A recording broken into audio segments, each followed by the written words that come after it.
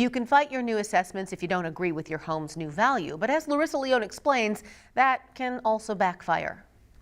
Let's use Polk County as an example. According to Assessor Randy Ripperger, there are two paths you can take. The first is an informal review request. Ripperger says you would gather your evidence for why you think your assessment is too high.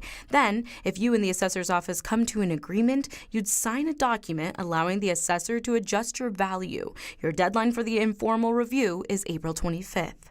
If that fails, the second option is filing a protest with the Board of Review. This can take longer. For each option, there are 5 arguments you can make in protesting your new assessment. Before you do, know your arguments could have a ripple effect. We try to be equitable.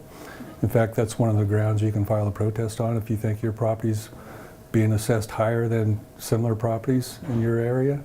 That's the first argument. Be careful using this one. The assessor's website says if you're successful in convincing the board your neighbor's property is underassessed compared to yours, then the board may raise their assessment instead of lowering yours. Number 2, your property is assessed higher than the value authorized by law. The assessor's website says this is the most common used argument. Number 3, your property is exempt from taxes, shouldn't have been assessed, or may be misclassified. That's similar to number 4, in that an error was made in the assessment. For example, maybe you no longer have a garage, but your assessment says otherwise. And number 5, you believe there's fraud in the assessment. Your deadline for filing a protest is May 1st. Ripperger says the Board of Review will likely take May, June, and July this year to hear all protests.